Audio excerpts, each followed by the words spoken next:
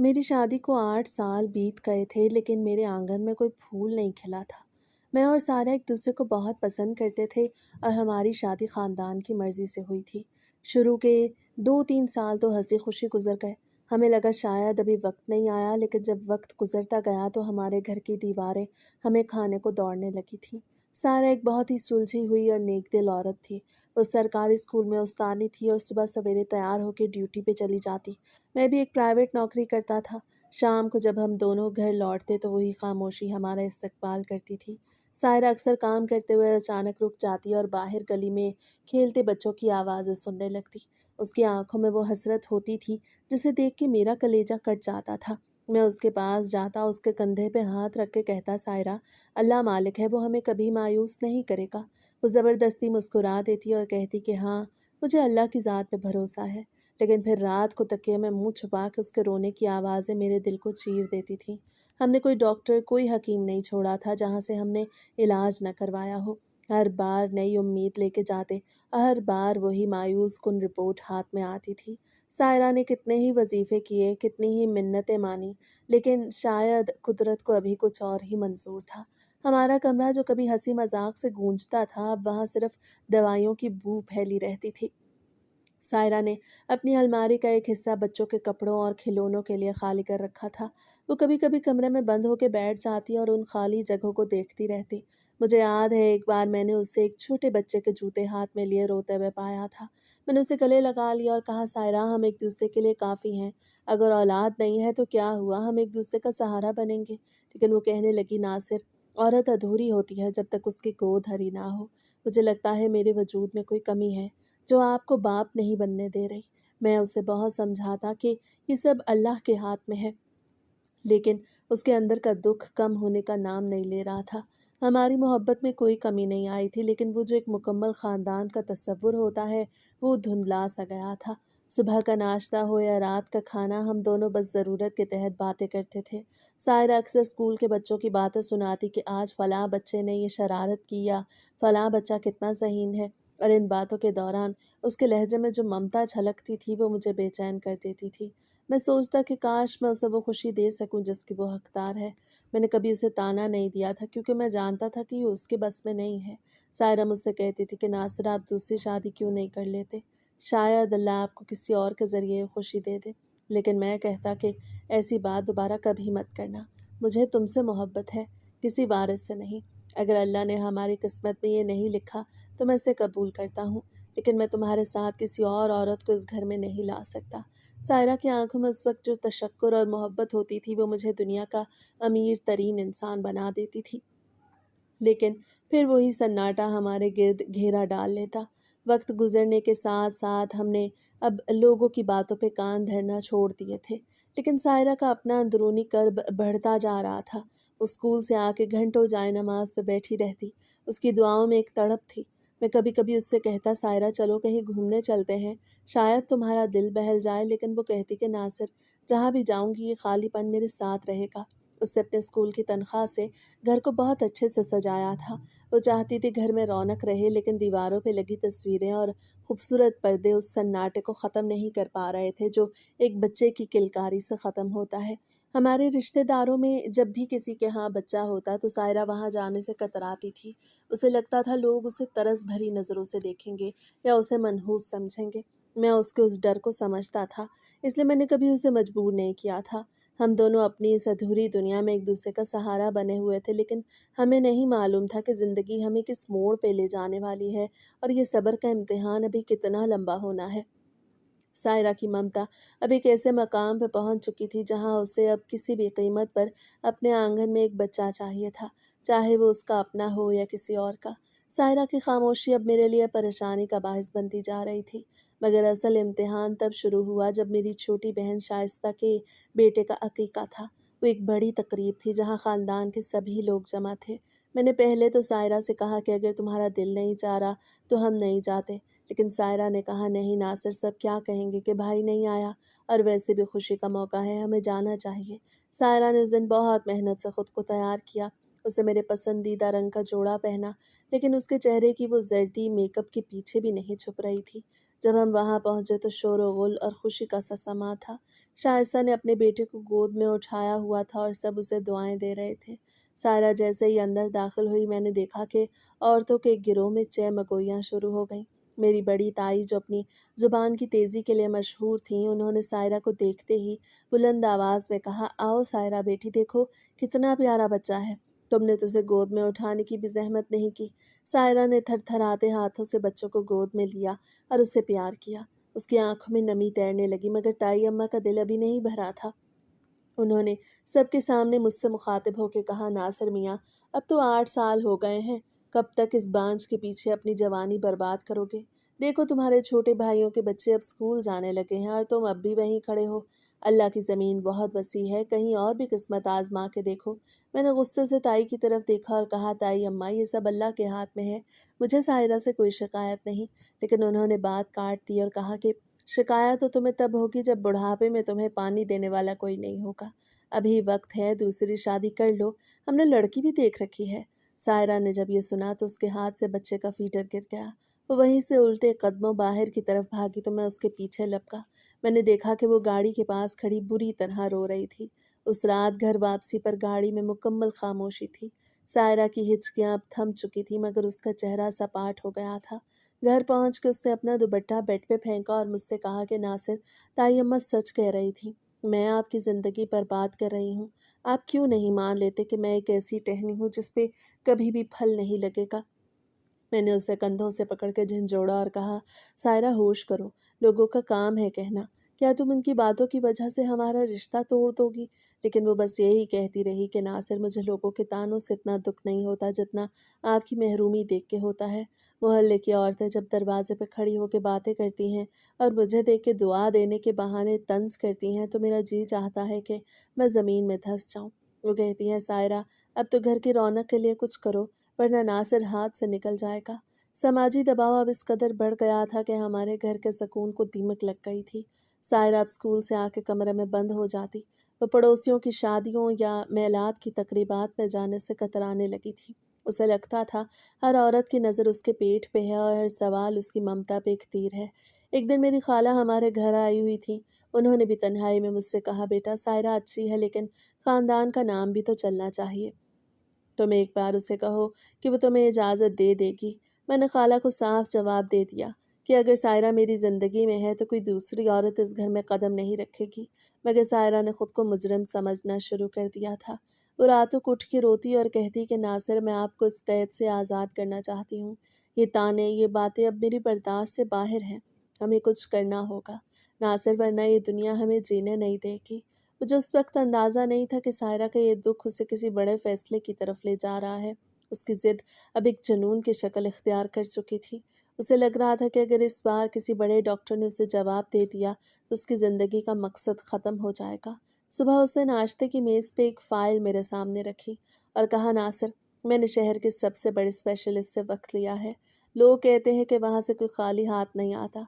मैंने चाय का कप रखते हुए उसे देखा। उसके चेहरे पे उम्मीद की एक आखिरी किरण थी, लेकिन उसकी आंखों के गिर्द स्याह हल्के बता रहे थे कि वो कई रातों से सोई नहीं। मैंने कहा, सायरा, हम पहले भी दर्जनों डॉक्टर्स को दिखा चुके हैं। हर बार तुम नई अजियत से गुजरती हो। लेकिन वो ना मानी और कहने लगी कि बस ये आखिरी बार नासिर, इसके बाद मैं आपको कभी मजबूर नहीं करूँगी। और आखिरकार हम उस बड़े हस्पताल पहुँच गए। दर्जनों औरतें अपने बच्चों के साथ बैठी थीं। कोई अपने बच्चों को दूध पिला रही थी तो कोई उसे गोद में लेके बहला रही थी। सायरा उन सबको देख के ऐसे रही थी जैसे वो किसी दूसरी दुनिया की मखलूक हो। मैंने महसूस किया कि उसने अपने दोनों हाथ अपने पेट पे सख्ती से जमा लिए, जैसे वो अपने खालीपन को छुपाने की कोशिश कर रही हो। जब हमारा नंबर आया तो डॉक्टर ने बहुत से नए टेस्ट लिख दिए। वो पूरा हफ्ता हम अस्पताल की राहदारियों और लेबॉर्ट्रियों के दरमियान घन चक्कर बने रहे। कभी खून के नमूने दिए जा रहे थे तो कभी तकलीफ के ज़नाना टेस्ट हो रहे थे।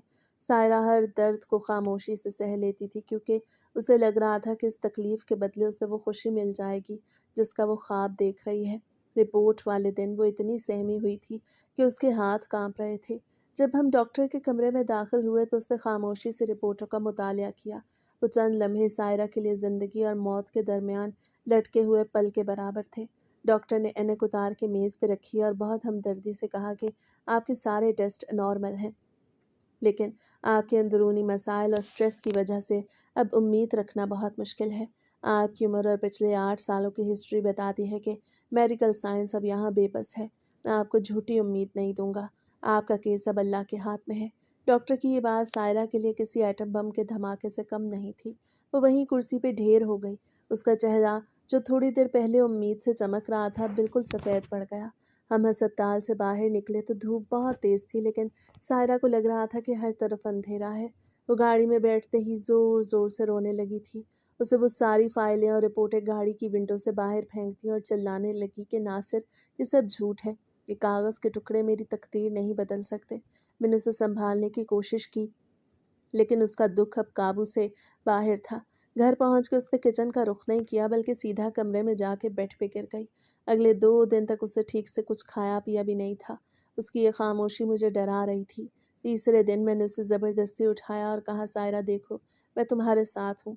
अगर औलाद नहीं है तो क्या हुआ, हम एक दूसरे के लिए जिएंगे। लेकिन उसने बहुत सर्द लहजे में कहा कि नासिर, आप तो जी लेंगे, लेकिन मैं कैसे जीऊँगी। मैं जब स्कूल जाती हूँ तो वहाँ के उस्तानियों के बच्चे जब अपनी माँओं से लिपटते हैं तो मेरा जी चाहता है कि मैं खुदकुशी कर लूँ। ये अस्पताल, ये दवाइयाँ, ये सब ढोंग है। मुझे अब किसी डॉक्टर पे यकीन नहीं रहा। सायरा की सेहत अब तेज़ी से गिरने लगी थी। उसे अक्सर चक्कर आने लगे और भूख प्यास जैसे ख़त्म ही हो गई। मोहल्ले की औरतें अब घर आके तरह तरह के टोटके बताने लगी थीं। कोई कहती फलां मज़ार पे जाके धागा बांधो, तो कोई किसी आमिल का पता देती। सायरा, जो कभी इन बातों पे यकीन नहीं रखती थी, अब वो हर किसी के पीछे चलने को तैयार थी। वो तपती धूप में दूर दराज के इलाकों में जाती, जहाँ कोई पीर बैठा होता। वो उसे दम की हुई पानी की बोतलें देते, जो सायरा बाकायदगी से पीती, लेकिन कुछ बदला नहीं था। उसकी ज़हनी हालत ऐसी हो गई थी कि वो आधी रात को उठ के बच्चों के कपड़े जो उसने छुपा के रखे थे, उन्हें निकालती और उन्हें प्यार करती रहती। मैं जब उसे इस हाल में देखता तो मेरा दिल खून के आंसू रोता। मुझे लग रहा था कि मैं अपनी बीवी को खो रहा हूँ। वो अब एक जीती जागती औरत नहीं, बल्कि एक चलती फिरती लाश बन गई थी, जिसकी रूह सिर्फ एक लफ्ज़ माँ सुनने के लिए तड़प रही थी। उस मायूसी ने उसे इस कदर तोड़ दिया कि उससे स्कूल से भी छुट्टियां कर ली। वह बस कभी कभार गेट से गली में खेलते मोहल्लेदारों के बच्चों को देखती रहती। उसकी आंखों में वो वीरानी थी जिसे देख के मुझे अब डर लगने लगा कि कहीं वो अपना ज़हनी तवाज़ुन न खो दे। वो कहती थी, नासिर, मुझे अब इस घर में बच्चों के रोने की आवाज़ें सुनाई देती हैं, जबकि यहाँ कोई नहीं होता। ये उसकी मायूसी की इंतहा थी, जहाँ हकीकत और ख्वाब के दरमियान की लकीर मिट रही थी। सायरा की हालत अब इस नहज पे पहुंच चुकी थी कि उसने खाना पीना तकरीबन छोड़ दिया था। एक रात उसने मेरा हाथ थामा और बहुत संजीदगी से कहा, नासिर, अगर मेरी अपनी कोख हरी नहीं हो सकती, तो इसका मतलब ये नहीं कि मैं माँ नहीं बन सकती। मैंने फैसला कर लिया है, हम यतीम खाने से एक बच्चा गोद लेंगे। मैं पहले तो हैरान हुआ और उसे समझाने की कोशिश की कि ज़ायरा, दूसरों के बच्चे पालना इतना आसान नहीं होता। लोग तरह तरह की बातें करेंगे, लेकिन वो अपनी बात पे अड़ गई थी। उसे कहा, लोग तो अब भी बातें करते हैं, कम से कम इस बहाने मेरे घर का सन्नाटा तो ख़त्म होगा। मैंने उसकी गिरती हुई सेहत देख के हाँ कर दी, क्योंकि मुझे लग रहा था कि अगर अब भी इस आंगन में कोई बच्चा ना आया तो वो पागल हो जाएगी। अगले ही रोज़ हमने शहर के एक बड़े यतीम खाने का रुख किया। वहाँ का माहौल देख मेरा दिल भर आया। कितने ही मासूम बच्चे वहाँ अपनी छोटी छोटी आंखें लिए इंतज़ार लिए बैठे थे। सायरा की नज़रें हर बच्चे का तवाफ कर रही थी, जैसे वो अपने जिस्म का कोई खोया हुआ हिस्सा तलाश कर रही हो। वहाँ की इंचार्ज हमें एक कमरे में ले गई, जहाँ 5-6 साल के बच्चे खेल रहे थे। सायरा की नज़र अचानक एक कोने में बैठी 5 साला बच्ची पे पड़ी, जो खामोशी से गुड़िया के साथ खेल रही थी। उसकी रंगत गंदुमी थी, आंखें बहुत मोटी मोटी और चमकदार। सायरा जैसे सहरज़दा होकर उसके पास गई और उससे पुकारा, तो उस बच्ची ने बहुत मासूमियत से सर उठा के सायरा को देखा। सायरा ने उसे अपनी गोद में उठा लिया और वो बच्ची भी बगैर किसी डर के सायरा के गले लग गई थी। ये देख के उसकी आंखों से आंसू जारी हो गए। उसे मेरी तरफ देख के कहा, नासिर, मुझे मेरा बच्चा मिल गया। मैं इस बच्ची को अपने साथ ले जाऊंगी। हमने तमाम ज़रूरी कागजात पर दस्तखत किए और उस बच्ची को, जिसका नाम मरियम था, अपने साथ घर ले आए। जैसे ही मरियम ने हमारे घर में कदम रखा, मुझे ऐसा लगा जैसे बरसों की उदासी एक पल में गायब हो गई हो। सायरा ने उसे नहलाया, उसे नए कपड़े पहनाए, उसे अपने हाथ से खाना खिलाने लगी। वो पूरा दिन उसके गिर्द घूमती रहती, जैसे उसे दुनिया की सबसे बड़ी दौलत मिल गई हो। मरियम बहुत जल्द हमारे घर में घुल मिल गई थी। وہ سائرہ کو امی اور مجھے ابو کہہ کے پکارنے لگی تو سائرہ کے چہرے پر وہ رونق واپس آ گئی جو 8 سالوں سے غائب تھی۔ محلے کی عورتیں جب مریم کو دیکھنے آئیں تو کچھ نے تعریف کی اور کچھ نے حسب عادت طنز کیا کہ پرایا خون کبھی اپنا نہیں ہوتا، لیکن سائرہ نے ان کی باتوں کی کوئی پرواہ نہیں کی۔ وہ اب دوبارہ اسکول جانے لگی تھی اور اس کی زندگی میں ایک نیا نظم و ضبط آ گیا تھا۔ وہ صبح سویرے مریم کو تیار کرتی، اسے اسکول بھیجتی اور واپسی پہ اس کے لیے طرح طرح کے کھلونے اور کپڑے لاتی۔ مریم کے آنے سے ہمارا وہ کمرہ جو کبھی دوائیوں کی بو سے بھرا رہتا تھا اب کھلونوں اور کہکہوں سے گونجنے لگا تھا۔ میں بھی مریم سے بہت محبت کرنے لگا تھا۔ وہ جب میرے پاس آ کے اپنی چھوٹی چھوٹی باتوں سے میرا دل بہلاتی تو مجھے اپنی محرومی بھول جاتی تھی۔ ہم اب ایک مکمل خاندان بن چکے تھے اور سائرہ کی وہ ذہنی کیفیت جو اسے خودکشی کی طرف لے جا رہی تھی اب بالکل ٹھیک ہو چکی تھی۔ سائرہ مریم کی طبیعت پہ بہت توجہ دے رہی تھی۔ وہ چاہتی تھی کہ مریم پڑھ لکھ کے افسر بنے۔ اسے مریم کے لیے بہترین اسکول کا انتخاب کیا اور اسے ہر وہ سہولت دی جو ایک سگی ماں اپنے بچے کو دیتی ہے۔ مریم بھی سائرہ سے بہت لپٹ کے رہتی۔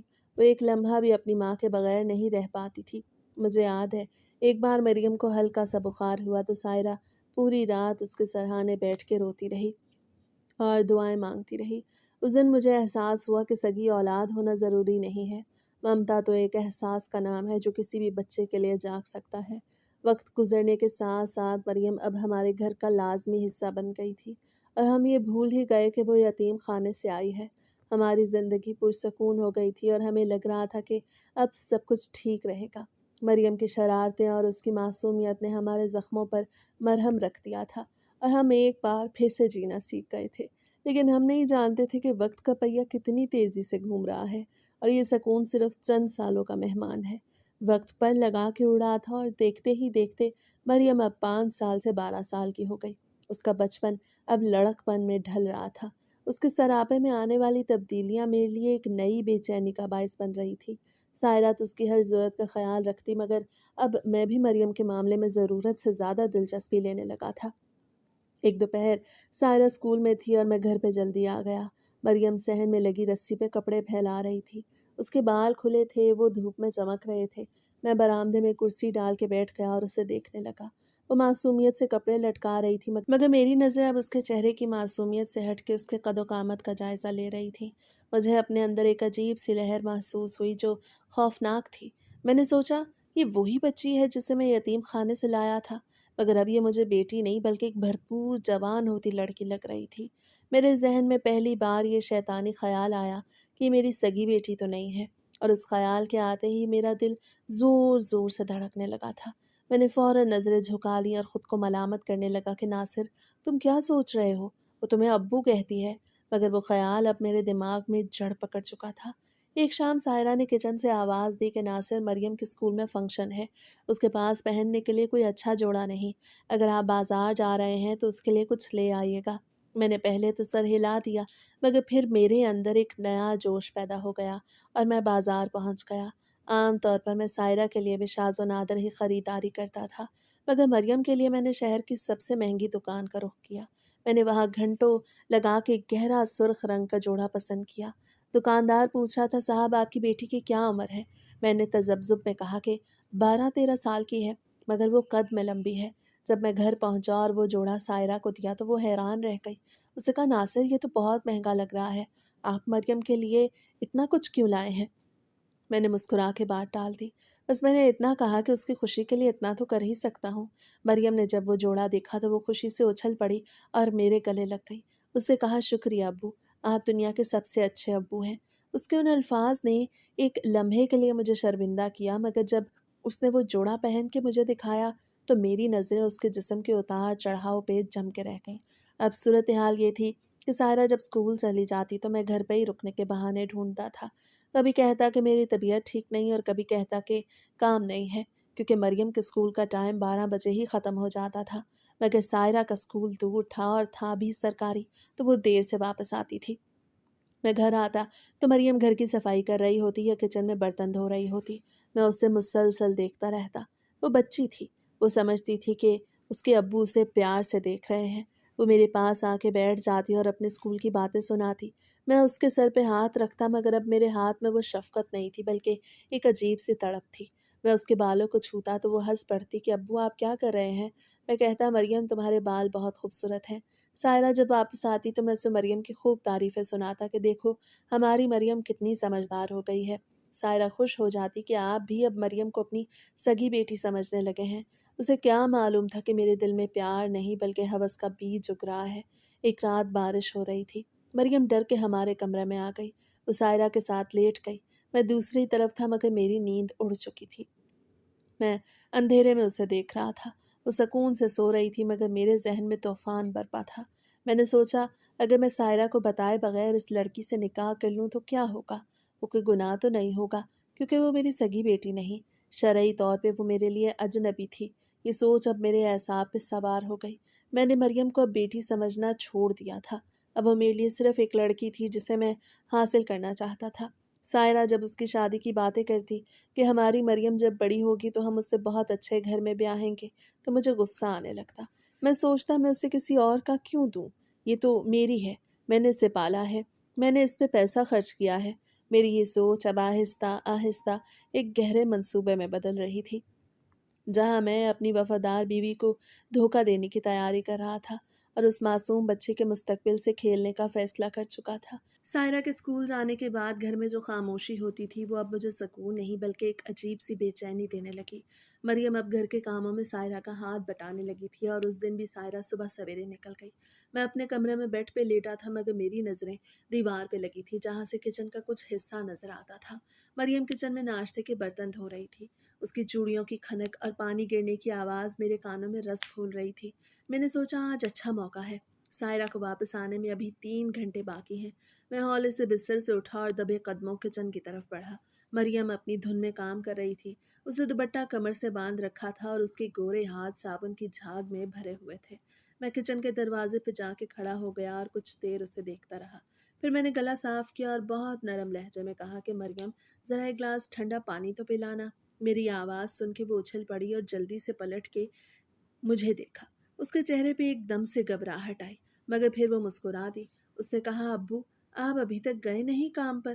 میں نے جھوٹ بولا کہ نہیں آج ذرا سر میں درد ہے اس لیے آرام کر رہا ہوں۔ مریم نے جلدی سے اپنے ہاتھ دھوئے اور گلاس میں پانی بھر کے میری طرف بڑھایا۔ میں نے پانی کا گلاس لینے کے بہانے اپنا ہاتھ آگے بڑھایا اور جیسے ہی اس نے گلاس میرے ہاتھ میں دیا میں نے گلاس کے بجائے اس کی کلائی کو سختی سے تھام لیا۔ اس کے چہرے کا رنگ ایک پل میں اڑ گیا۔ اس نے حیرت اور ڈر سے میری طرف دیکھا اور اپنی کلائی چھڑانے کی کوشش کی۔ اس نے بہت دھیمے لہجے میں کہا کہ ابو گلاس پکڑیں یا آپ کیا کر رہے ہیں؟ میں نے اس کی آنکھوں میں آنکھیں ڈال کے اسے اپنی طرف کھینچا اور کہا مریم تم کتنی بڑی ہو گئی ہو، تمہیں پتہ ہے تم اب بالکل ایک شہزادی لگتی ہو۔ اس کی سانسیں تیز ہو گئی تھیں۔ اسے ایک زوردار جھٹکا دیا اور اپنا ہاتھ پیچھے کر لیا۔ اس کی آنکھوں میں وہ معصومیت اب خوف میں بدل رہی تھی۔ وہ کچن کے کونے میں لگ گئی اور لرزتی آواز میں بولی کہ ابو آپ ایسی باتیں کیوں کر رہے ہیں؟ مجھے ڈر لگ رہا ہے۔ میں نے ایک قدم آگے بڑھایا اور مسکرا کے کہا ڈرنے کی کیا بات ہے، میں تو تمہارا ابو ہوں نا۔ لیکن اسے فوراً اپنا دوپٹہ درست کیا اور کچن سے باہر بھاگ گئی۔ میں وہیں کھڑا ہنستا رہا۔ مجھے اس کے ڈرنے میں ایک عجیب سا لطف آ رہا تھا۔ میں نے پانی کا گلاس وہیں شیلف پہ رکھا اور اپنے کمرے میں آ گیا۔ تھوڑی دیر بعد مجھے اس کے کمرے کا دروازہ بند ہونے کی آواز آئی۔ مجھے پتا تھا وہ اندر جا کے چھپ گئی ہے۔ میں نے سوچا ابھی تو یہ شروعات ہے مریم، تم کہاں تک بھاگو گی؟ اس گھر میں میرے سوا تمہارا ہے ہی کون؟ میں نے سگریٹ نکالی اور اسے جلا کے دھوئیں کے مرغولے اڑانے لگا۔ میرے ذہن میں اب وہ منظر گھوم رہا تھا کہ کس طرح میں اسے مجبور کروں گا کہ وہ اپنی زبان بند رکھے اور میری بات مانے۔ مریم کی وہ لرزتی ہوئی آواز اب بھی میرے کانوں میں گونج رہی تھی۔ مجھے پتا تھا کہ وہ سائرہ کو کچھ نہیں بتائے گی۔ میں نے فیصلہ کر لیا تھا کہ اب روزانہ سائرہ کی غیر موجودگی میں مریم کو یہ احساس دلاؤں گا کہ وہ اس گھر میں صرف میری مرضی سے رہ سکتی ہے۔ دوپہر کو جب سائرہ واپس آئی تو مریم اپنے کمرے سے باہر نہیں نکلی تھی۔ سائرہ نے آواز دی کہ مریم بیٹی آؤ کھانا کھا لو مگر مریم نے اندر سے کہا امی میرے سر میں درد ہے، میں تھوڑی دیر سونا چاہتی ہوں۔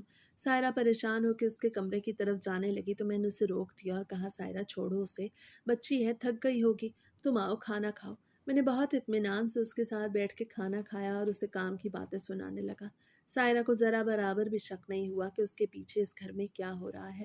میں سائرہ کے چہرے کو دیکھ رہا تھا اور دل میں سوچ رہا تھا کہ سائرہ تم کتنی بھولی ہو، تم جس بچی کو اپنی ممتا دے رہی ہو میں نے اسے اپنی شریک حیات بنانے کا فیصلہ کر لیا ہے اور تم مجھے روک نہیں پاؤ گی۔ مریم کا وہ ڈرا ہوا چہرہ بار بار میرے سامنے آ رہا تھا اور مجھے لگ رہا تھا کہ اب وہ جال مکمل ہو چکا ہے جس میں وہ معصوم چڑیا پھنسنے والی ہے۔ اگلے دن سائرہ کے جانے کے بعد گھر میں ایک پراسرار سی خاموشی چھائی ہوئی تھی۔ میں جانتا تھا کہ مریم اپنے کمرے میں ہے اور کل والے واقعے کے بعد وہ مجھ سے کترائے گی اور آج ڈر کے مارے اسکول بھی نہیں گئی تھی۔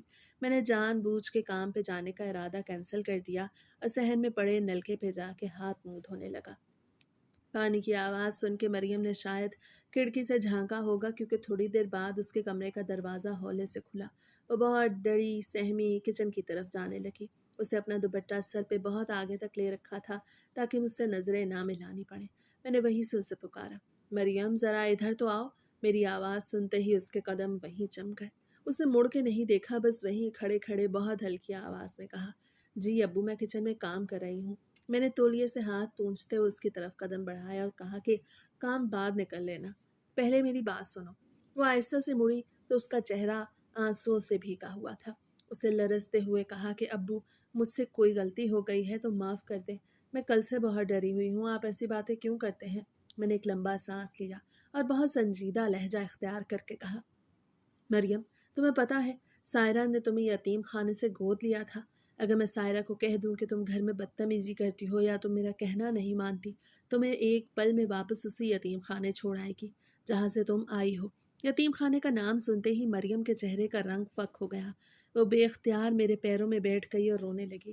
اس سے کہا، نہیں ابو ایسا مت کریں، مجھے وہاں واپس نہیں جانا، میں آپ کا ہر کہنا مانوں گی، بس مجھے امی سے دور نہ کریں۔ میں نے اسے کندھوں سے پکڑ کے اٹھایا اور اس کے آنسو پونچھتے ہوئے کہا، تو پھر روتی کیوں ہوں؟ میں تو تمہارا بھلا چاہتا ہوں۔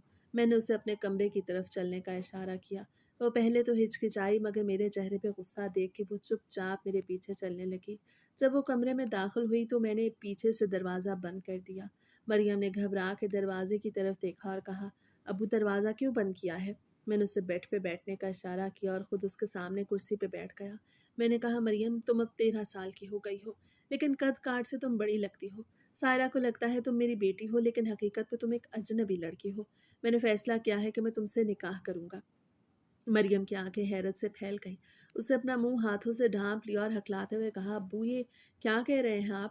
میرے باپ جیسے ہیں آپ، یہ گناہ ہے، اللہ ہمیں کبھی معاف نہیں کرے گا۔ میں نے قہقہا لگایا اور کہا، گناہ کیسا مریم؟ تم میری سگی بیٹی تو ہو نہیں اور نکاح کرنا تو سنت ہے۔ تم میری بیوی بن کے اس گھر میں ملکہ بن کے رہو گی۔ سائرہ کو کچھ پتہ نہیں چلے گا، وہ سمجھتی رہے گی کہ تم اس کی بیٹی ہو اور تم میری بیوی بن کے رہو گی۔